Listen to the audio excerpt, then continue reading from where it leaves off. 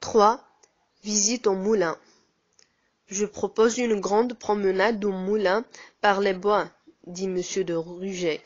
Nous irons voir la nouvelle mécanique établie par ma sœur de Fleurville. Et pendant que nous examinerons les machines, vos autres enfants jouerez sur l'herbe, où l'on vous préparera un bon goûter de campagne. Pain bis, crème fraîche, l'air caillé, fromage, beurre et galettes de ménage. Que ceux qui m'aiment me suivent. Tous l'entourèrent au même instant. Il paraît que tout le monde m'aime, reprit M. de Ruget en riant. Allons, marchons en avant. Hé hé hé, pas si vite, les petits, nous autres gens sages et essoufflés, nous serions trop humiliés de rester en arrière. Les enfants qui étaient partis au galop revinrent sur leurs pas et se groupèrent autour de leurs parents. La promenade fut charmante. La fraîcheur du bois tempérait la chaleur du soleil. De temps en temps, en s'asseyant, on causait, on cueillait des fleurs, on trouvait quelques fraises. Nous voici près du fameux chêne où j'ai laissé ma poupée, dit Marguerite.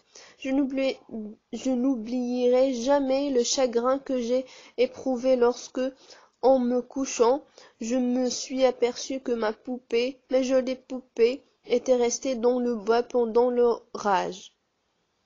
Quelle poupée? Dit Jean. Je ne connais pas cette histoire-là. Il y a longtemps de cela, dit Marguerite. La méchante Jeannette me l'avait volée, Jean. Jeannette, la meunière? Marguerite. Oui, précisément, et sa maman l'a bien fouettée. Je t'assure, nous l'entendions crier à plus de 200 pas. Jacques. Oh, raconte-nous cela, Marguerite. Voilà maman, papa, ma tante et mes oncles assis pour quelque temps. Nous pouvons entendre ton histoire. Marguerite s'assit sur l'herbe, sous ce même chêne où sa poupée était restée oubliée par elle. Elle leur raconta toute l'histoire et comment la poupée avait été retrouvée chez Jeannette qui l'avait volée. Cette Jeannette est une bien méchante fille, dit Jacques, qui avait écouté avec une indignation croissante, les narines gonflées, les yeux étincelants, les lèvres serrées. Je suis enchantée que sa maman l'ait si bien corrigée. Et elle devenue bonne depuis? Sophie. Bonne? Ah oui, c'est la plus méchante fille de l'école. Marguerite. Maman dit que c'est une voleuse. Camille. Marguerite, ce n'est pas bien ce que tu dis là. Tu fais tort à une pauvre fille qui est peut-être honteuse et repentante de ses fautes passées. Marguerite. Ni honteuse ni repentante, je t'en réponds. Camille. Comment le sais-tu? Marguerite. Parce que je le vois bien à son air impertinent, à son nez en l'air quand elle passe devant nous, parce que qu'à l'église, elle se tient très mal, elle se couche sur son banc, elle bâille, elle cause, elle rit, et puis elle a un air faux et méchant. Madeleine. Cela c'est vrai, je l'ai même dit à sa mère. Lion. Et que lui a dit la mère Léonard? Madeleine. Rien, je pense, puisqu'elle a continué comme avant. Sophie. Et tu ne dis pas que la mère t'a répondu. Qu'est-ce que ça vous regarde, mademoiselle? Je ne me mêlant pas de vos affaires, ne vous occupez pas des nôtres. Jean. Comment elle a osé te répondre si grossièrement? Si j'avais été là, je l'aurais joliment rabroué, et sa Jeannette aussi. Madeleine souriant. Heureusement que tu n'étais pas là. La mère Léonard se serait prise de querelle avec toi et t'aurait dit quelques grosses injures. Jean. Injures? Ah bien, je lui aurais donné une volée, 2 coups de poing et 2 coups de pied. Je suis fort sur la savate.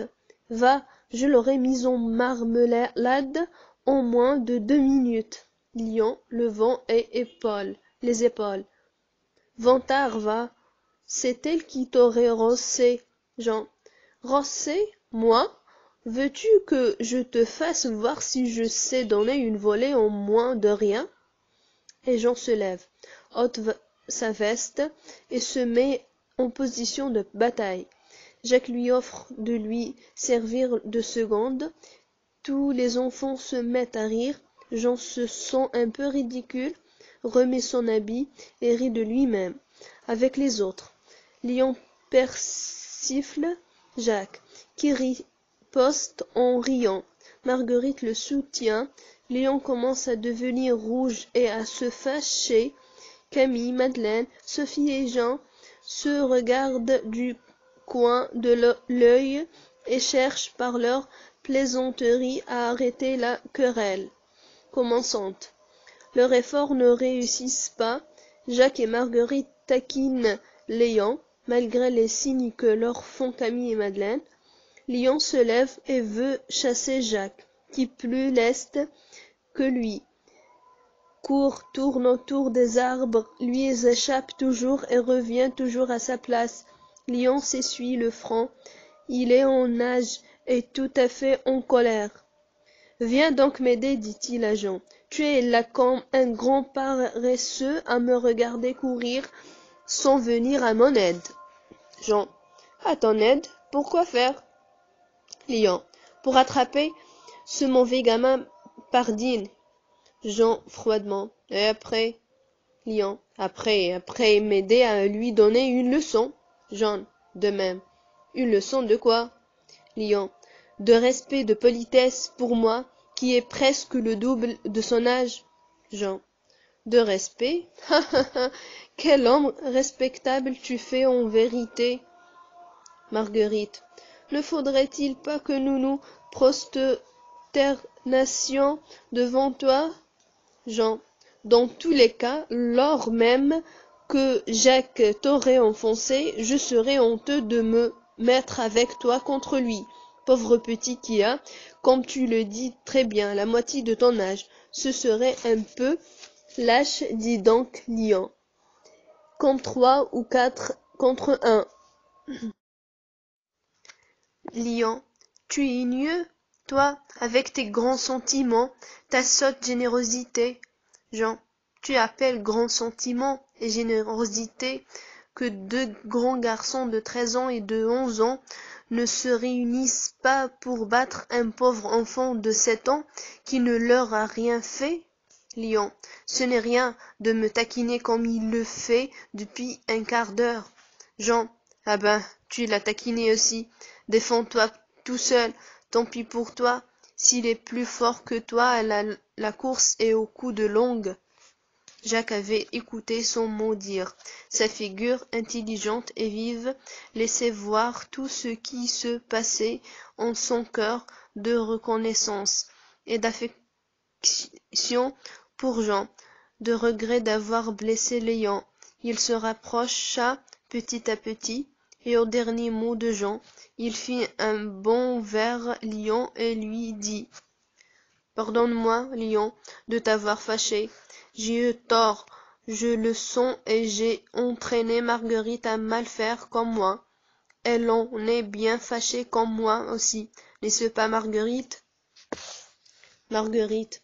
Certainement, Jacques, j'en suis bien fâchée, et Léon voudra bien nous excuser en pensant que toi et moi étant les plus petits, nous nous sentons les plus faibles, et qu'à défaut de nos bras, nous cherchons à nous venger par notre langue, des taquineries des plus forts.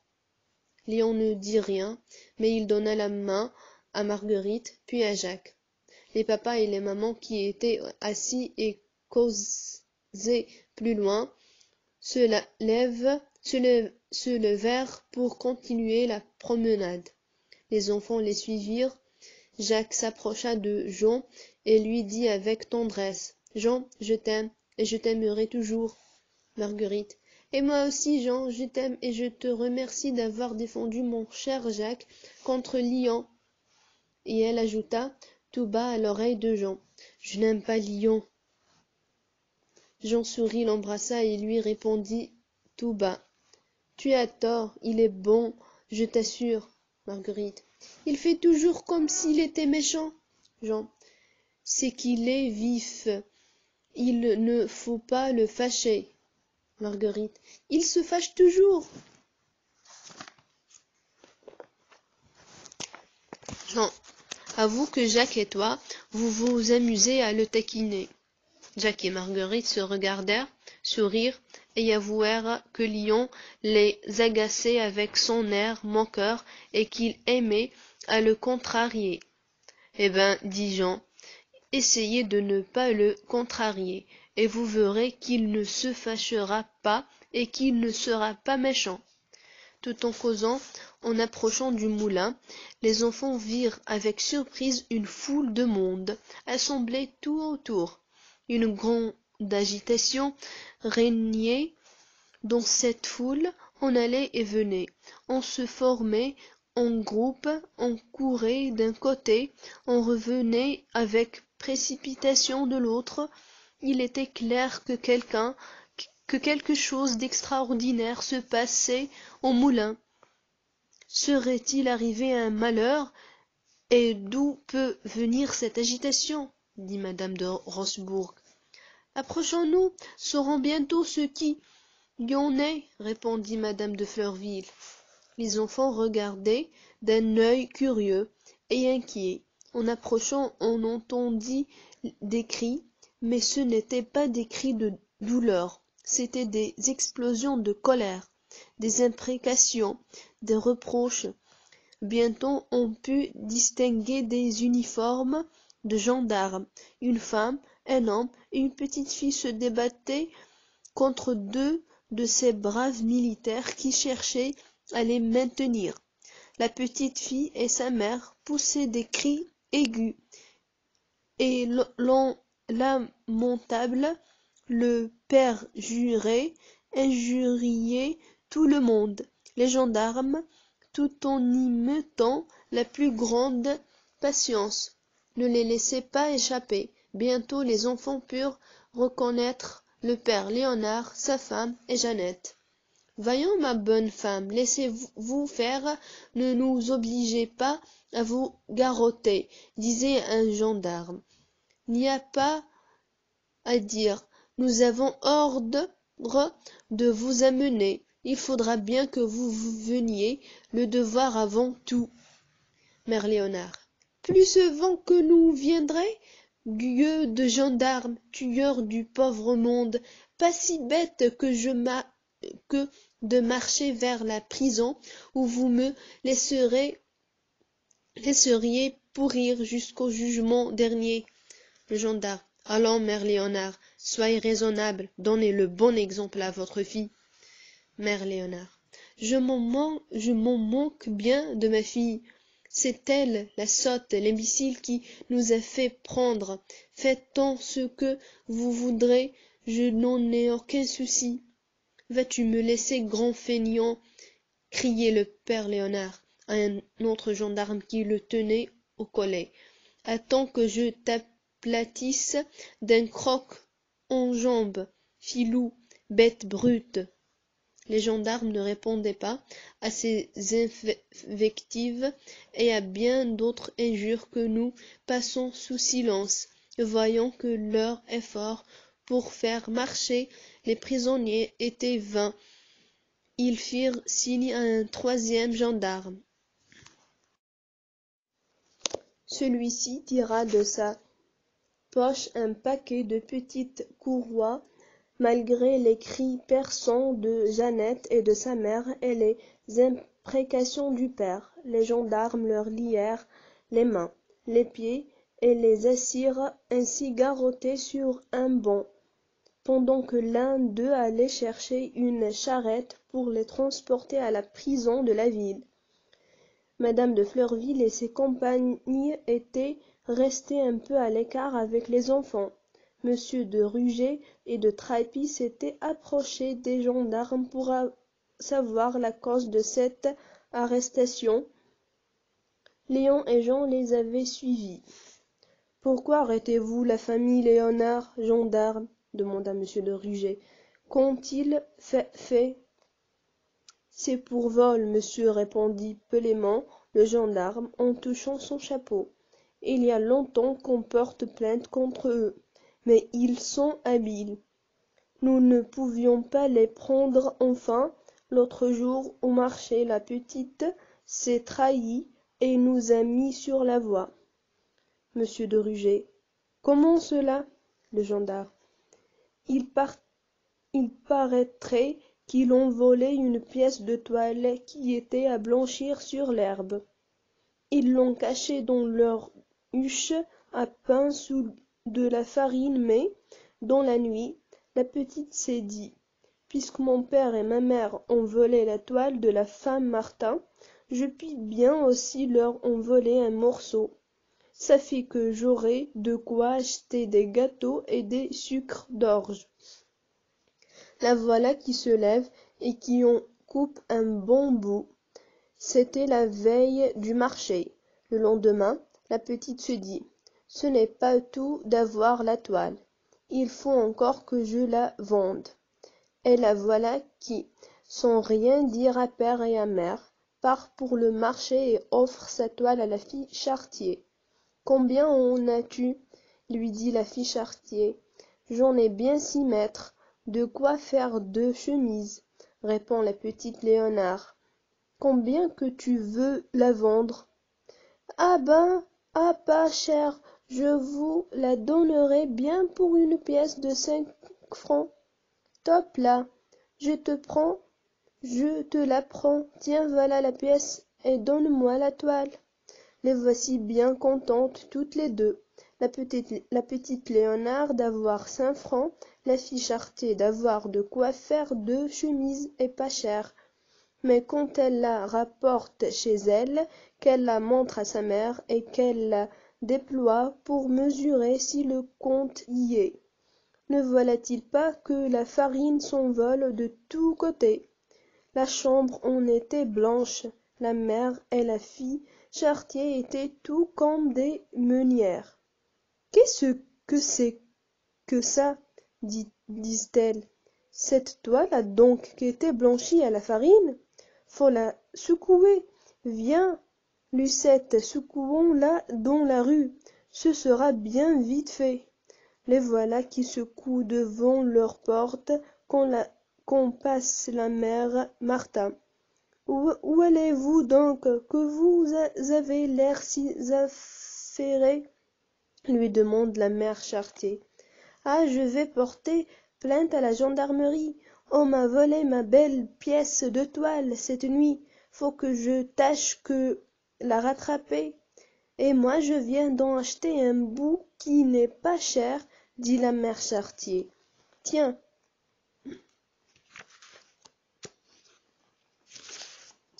Dit l'autre. Mais c'est tout comme la mienne. Qu'est-ce que vous lui faites donc à votre toile? Je la secoue. Elle était si pleine de farine que nous en étions aveuglés, Lucette et moi. Tiens, tiens, de la toile enfarinée. Mais où donc l'avez-vous eu? C'est la petite Léonard qui me l'a vendue comme ça. La petite Léonard, où a-t-elle pu avoir de la toile aussi fine? Mais laissez-moi donc voir le bout. Cela ressemble terriblement à la mienne. La mère Martin prend la toile, l'examine, arrive au bout et reconnaît une marque qu'elle avait faite à sa pièce. Les voilà toutes trois bien étonnées. La mère Martin bien contente d'être sur la piste de sa toile. La mère Chartier bien attrapée d'avoir donné sa pièce de 5 francs pour un bout de toile qui était volé. Elle arrive toutes trois chez moi et me raconte ce qui vient d'arriver.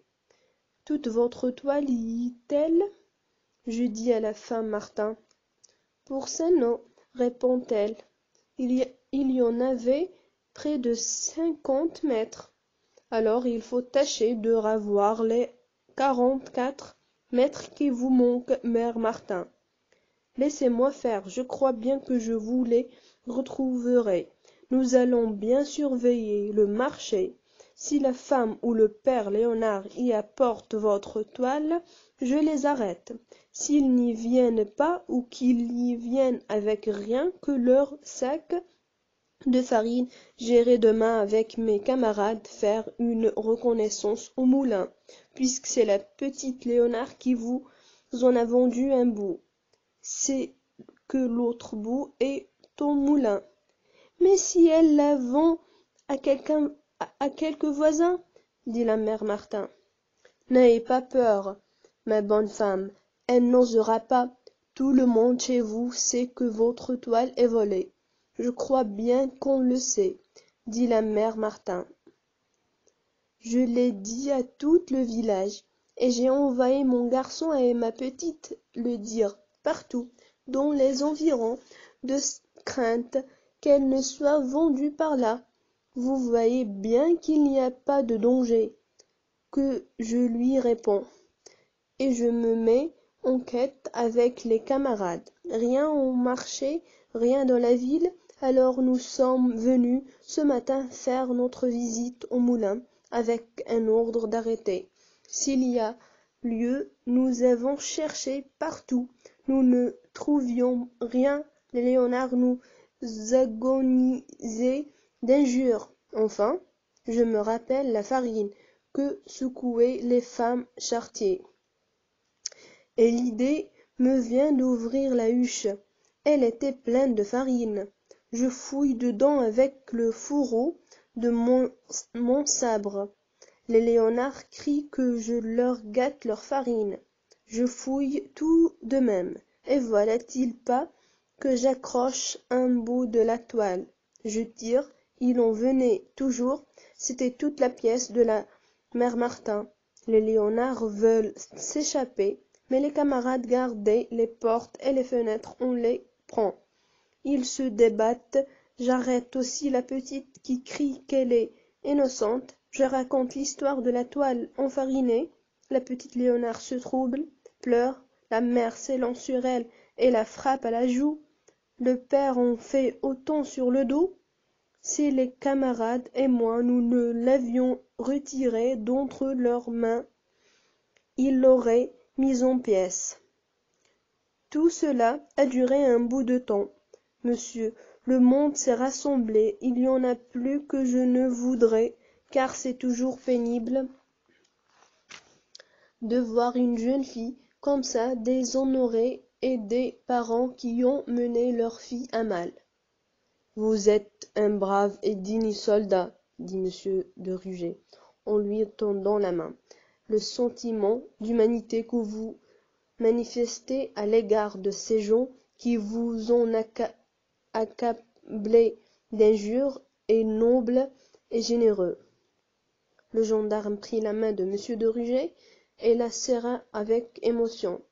Notre devoir est souvent pénible à accomplir, et peu de gens le comprennent. C'est un bonheur pour nous de rencontrer des hommes justes comme vous, monsieur. Léon et Jean avaient écouté avec attention le récit du gendarme. Les dames et les enfants s'étaient aussi rapprochés et avaient pu l'entendre également, de sorte que Léon et Jean n'eurent rien à leur apprendre.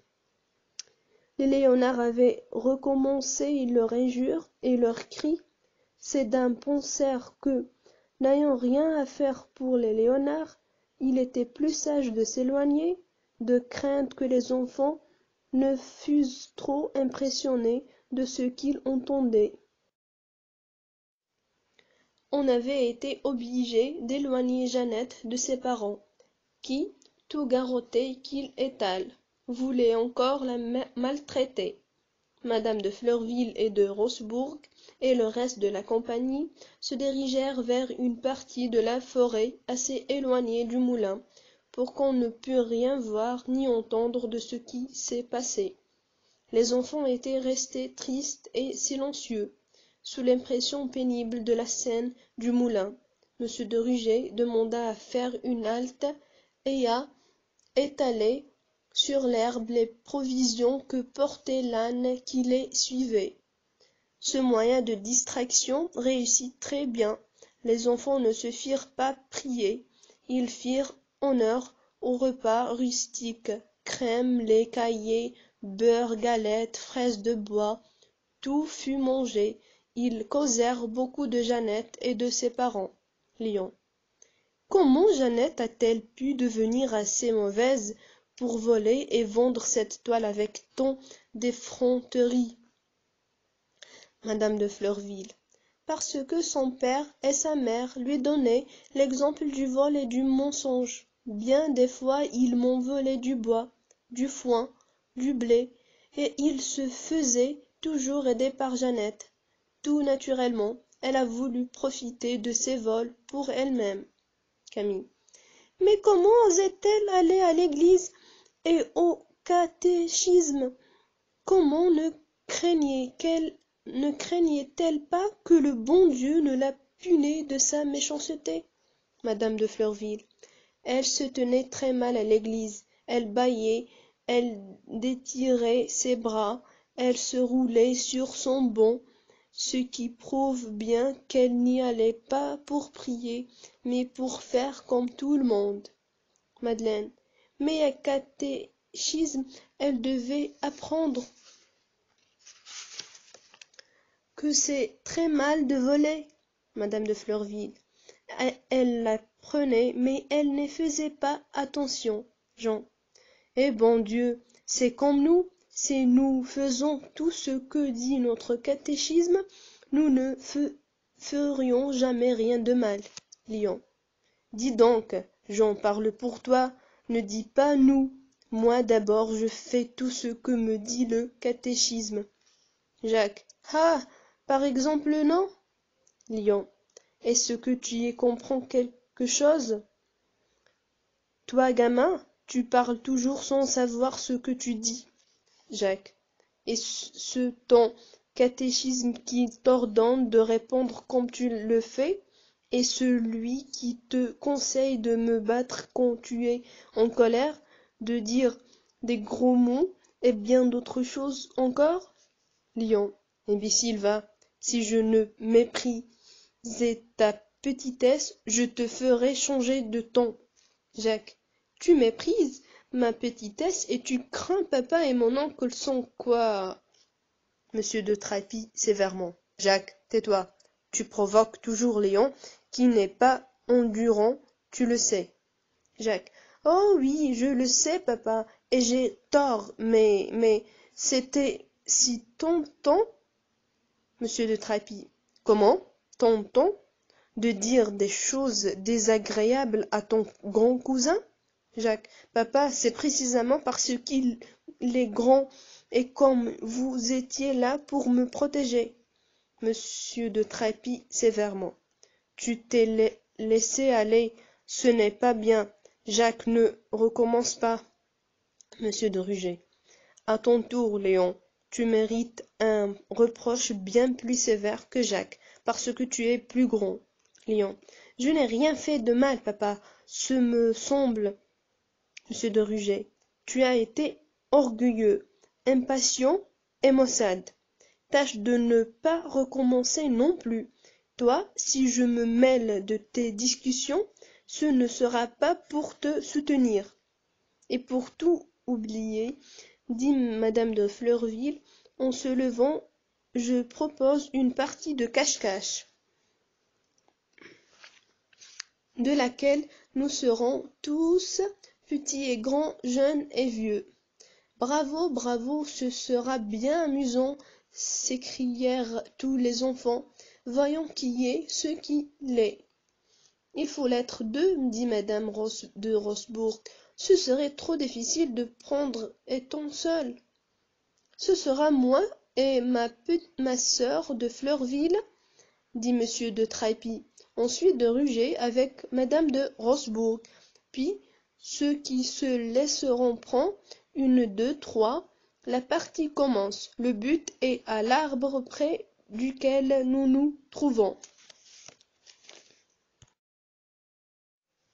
Toute la bande se dispersa pour se cacher dans des buissons ou derrière des arbres. Défendu de grimper aux arbres, cria madame de Trappy. Hou hou, crièrent plusieurs voix de tous les côtés. C'est fait, dit monsieur de Trailles. Prenez de ce côté, ma sœur, je prendrai de l'autre. Ils partirent tout doucement chacun de leur côté, marchant sur la pointe des pieds, regardant derrière les arbres, examinant les buissons. Attention, mon frère, cria madame de Fleurville, j'entends craquer les branches de votre côté. Ah, j'en tiens un, s'écria monsieur de Trailles, en s'élançant dans un buisson. Mais il avait parlé trop vite. Camille et Jean étaient partis comme des flèches et arrivèrent au but avant que monsieur de Trailles eût pu les rejoindre. Pendant ce temps, madame de Fleurville avait découvert Léon et Madeleine. Elle se mit à leur poursuite. Monsieur de Trailles accourut à son aide pendant qu'il les poursuivait. Marguerite et Jacques les croisèrent en courant vers le but. Madame de Fleurville, croyant ceci plus facile à prendre, abandonna Léon et Madeleine à monsieur de Trailles et courut après Marguerite et Jacques, mais tout jeunes qu'ils étaient, ils couraient mieux qu'elles, qui en avaient perdu l'habitude, et ils arrivèrent haletant et en riant au bout, au moment où elle allait les atteindre. Essoufflée, fatiguée, elle se jeta sur l'herbe en riant, et y resta quelques instants pour reprendre haleine. Elle alla ensuite rejoindre son frère qui faisait vainement tous ses efforts pour attraper Léon, Madeleine et les grands. Quant à Sophie, elle n'était pas encore trouvée. À force d'habileté et de persévérance, monsieur de Trailles finit par les prendre, tout malgré leurs ruses, leurs cris, leurs efforts inouïs pour arriver au but. Sophie manquait toujours. Sophie, Sophie, criait-on, fais où? Qu'on sache de quel côté tu es. Personne ne répondait. L'inquiétude commença à gagner madame de Fleurville. Elle n'est pas possible qu'elle ne répond pas si elle est réellement cachée, dit-elle. Je crains qu'il ne lui soit arrivé quelque chose. Elle aura été trop loin, dit monsieur de Ruget. Pourvu qu'elle ne se perde pas, comme il y a 3 ans, dit madame de Rochebourg.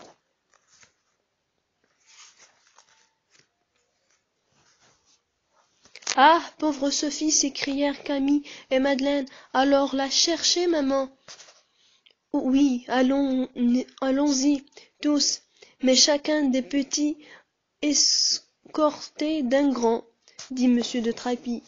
Ils se partagèrent en bandes et se mirent tout à la recherche de Sophie, l'appelant à haute voix. Leurs cris retentissaient dans la forêt. Aucune voix n'y répondait. L'inquiétude commençait à devenir générale. Les enfants cherchaient avec une ardeur qui témoignait de leur affection et de leur crainte. Enfin Jean et madame de Rochebourg crurent entendre une voix étouffée appeler au secours. Ils s'arrêtèrent, écoutèrent. Ils ne s'étaient pas trompés. C'était Sophie qui appelait. Au secours, mes amis, sauvez-moi. Sophie, Sophie, où es-tu? Cria Jean épouvanté. Près de toi, dans l'arbre, répondit Sophie. Mais où donc? Mon Dieu, où donc? Je ne vois pas. Et Jean, effrayé, désolé, cherchait, regardait de tous côtés, sur les arbres, par terre. Il ne voyait pas Sophie. Tout le monde était accouru près de Jean, à l'appel de madame de Rochebourg. Tout cherchait sans trouver. Sophie, chère Sophie, cria Camille, où es-tu? Sur quel arbre? Nous ne te voyons pas. Sophie d'une voix étouffée. Je suis tombée dans l'arbre qui était creux. J'étouffe, je vais mourir si vous ne me tirez pas de là. Comment faire? S'écriait-on. Si on allait chercher des cordes? Jean réfléchit une minute, se débarrassa de sa veste et s'élança sur l'arbre dont les branches très basses permettaient de grimper dessus. Que fais-tu? Cria Lion. Tu vas être englouti avec elle. Imprudent! S'écria monsieur de Ruget. Descends, tu vas te tuer. Mais Jean grimpait avec une agilité qui lui fit promptement atteindre le haut du tronc pourri. Jacques s'était élancé après Jean et arriva près de lui avant que son père et sa mère eussent eu le temps de l'en empêcher. Il tenait la veste de Jean et défit promptement la sienne. Jean, qui avait jeté les yeux dans le creux de l'arbre, avait vu Sophie tomber au fond et s'était écrié: une corde, vite une corde! Lion, Camille, Madeleine s'élancèrent dans la direction du moulin pour en avoir une, mais Jacques passa les deux vestes à Jean, qui noua vivement la manche de la sienne à la manche de celle de Jacques, et jetant sa veste dans le trou pendant qu'il tenait celle de Jacques. Prends ma veste, Sophie, tiens-la ferme à deux mains, aide-toi des pieds pour remonter pendant que je vais tirer. Jean, aidé du pauvre petit Jacques, tira de toutes ses forces. Monsieur de Ruget les avait rejoints et les aida à retirer la malheureuse Sophie, dont la tête pâle et défaite apparut enfin au-dessus du trou. Au même instant, les vestes commencèrent à se déchirer. Sophie poussa un cri perçant. Jean la saisit par une main, monsieur de Ruget par l'autre, et ils la retirèrent tout à fait de cet arbre, qui avait failli être son tombeau. Jacques dégringola lestement jusqu'en bas. Monsieur de Ruget descendit avec plus de lenteur, tenant dans ses bras Sophie à demi évanouie. Et suivi de Jean, madame de Fleurville et toutes ces dames s'empressèrent autour d'elle. Marguerite se jeta en sanglotant dans ses bras. Sophie l'embrassa tendrement dès qu'elle put parler. Elle remercia Jean et Jacques bien affectueusement de l'avoir sauvée. Lorsque Camille, Madeleine et Léon revinrent, traînant après eux 20 mètres de corde, Sophie était remise. Elle put se lever et marcher à la rencontre de ses amis. Elle sourit à la vue de cette corde immense.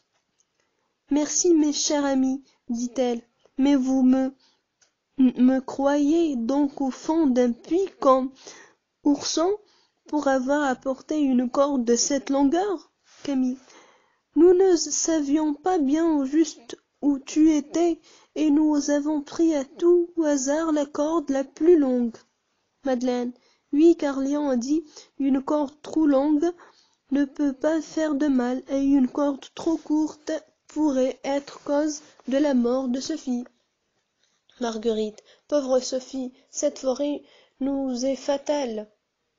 Madame de Fleurville. Voilà Sophie bien remise de sa frayeur, et nous voilà tout rassurés sur son compte. Je demande maintenant qu'elle nous explique comment cet accident est arrivé. Monsieur de Ruget. C'est vrai, on était convenu de ne pas grimper aux arbres. Sophie, embarrassée. Je voulais me cacher mieux que les autres. Je m'étais mise derrière ce gros chêne, pensant que je tournerais autour et qu'on ne me trouverait pas. Madame de Trappy. Ah, par exemple, j'ai pris Madeleine et puis Lion, qui avait voulu aussi tourner autour d'un gros arbre. Sophie, c'est précisément parce que je vous voyais de loin prendre Madeleine et Lion que j'ai pensé à trouver une meilleure cachette. Les branches de l'arbre étaient très basses. J'ai grimpé de branche en branche. Marguerite. C'est-à-dire que tu as triché. Jacques. Et que le bon Dieu t'a puni. Sophie. Hélas, oui, Le bon Dieu m'a puni. De branche en branche, j'étais arrivé à un endroit où le tronc de l'arbre se séparait en plusieurs grosses branches. Il y avait au milieu un creux couvert de feuilles sèches. J'ai pensé que j'y serais très bien. Je suis monté dans le creux. Au moment où j'y ai posé mes pieds, j'ai senti l'écorce et les feuilles sèches s'enfoncer sous moi. Et, avant que j'aie pu m'accrocher aux branches, je me suis senti descendre jusqu'au fond de l'arbre. J'ai crié, mais ma voix était étouffée par la frayeur, puis par la profondeur du trou où j'étais tombé. Jean, pauvre Sophie, quelle horreur, quelle angoisse tu as dû éprouver. Sophie, j'étais à moitié morte de peur. Je croyais qu'on ne me trouvait jamais, car je sentais combien ma voix était sourde et affaiblie. Je pris courage. Pourtant, quand j'entendis appeler de tous côtés, je redoublai d'efforts pour crier, mais j'entendais passer près de l'arbre où j'étais tombée, et je sentais bien qu'on ne m'entendait pas. Enfin, notre cher et courageux Jean m'a entendu et m'a sauvé avec l'aide de mon bon petit Jacques. Jean. Et c'est lui qui a eu l'idée de nouer les deux vestes ensemble. C'est un vrai petit lion, dit Madeleine en l'embrassant. Lion, d'un air moqueur, plutôt un écureuil, en raison de son agilité à grimper aux arbres. Marguerite vivement.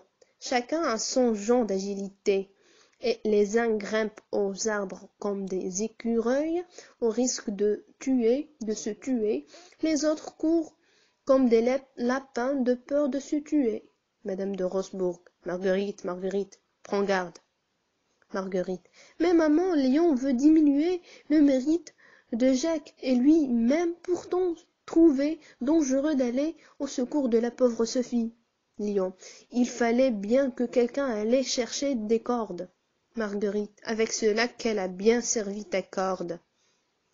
Madame de Fleurville. Voyons, enfant, ne vous disputez pas, ne laissez pas aller, toi Lion à la jalousie, toi Marguerite à la colère, et remercions Dieu d'avoir tiré la pauvre Sophie du danger où elle s'était mise par sa faute.